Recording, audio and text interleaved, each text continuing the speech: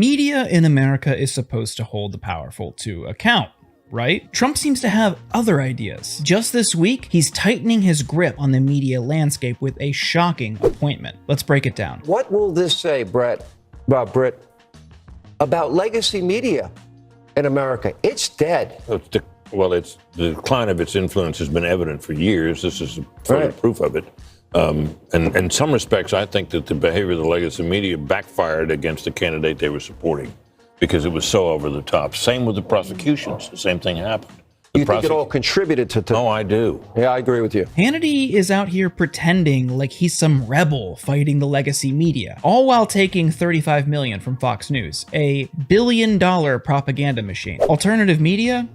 Please. Fox is all in on Trump again, like it's their business model, which frankly it is. But now Trump's media takeover is getting a lot scarier. He's appointed Brent Bozell III, the founder of a conservative watchdog group, to a prominent position in his administration. Oh, and fun fact, Brent's son was pardoned by Trump after smashing windows during the January 6th riot. It's almost poetic, really. Trump's media guy is literally raising an insurrectionist. The implication is that Trump brings chaos. My position is, and you're a media watcher, it was the media that created an awful lot of chaos deliberately and unscrupulously for Trump. They did it.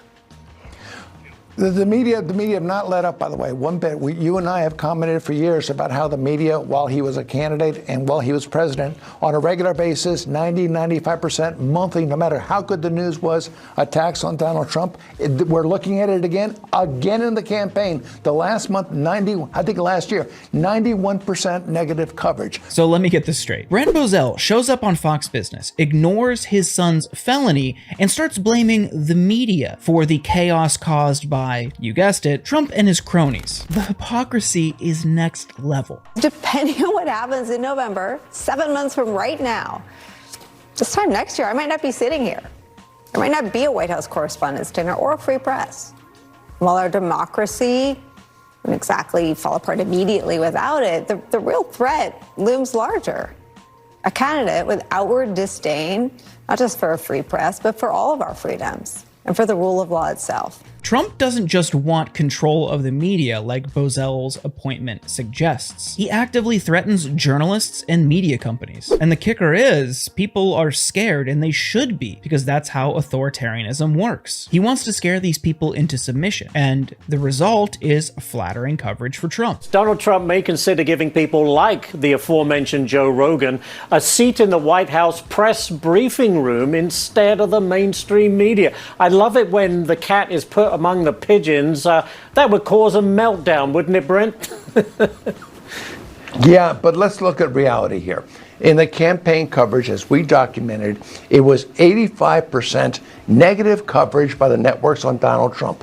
During the 2020 campaign, it was the same thing. During his first presidency, it was the same thing. During the 2016 campaign, it was the same thing. These networks are not news networks. They're hitmen for the far left against Donald Trump. He has every right to look at them and say, you don't have a right to be in this press briefing. You're not reporting the news. I'm going to bring in other people. I'm bringing in Joe Rogan, who, by the way, has got a massive audience, and you don't. Your audiences are imploding. CNN's audience is imploding. MSNBC is imploding. Now, if that wasn't enough, Bozell is suggesting that Joe Rogan be granted access to the press briefing room. Now, I am sure he would decline, but it says a lot about how they see Joe Rogan and his show and the ongoing discourse around the next liberal Joe Rogan and what that show has become. Why is Donald Trump engaged in this relentless campaign to try to silence journalists, media companies, and his political opposition?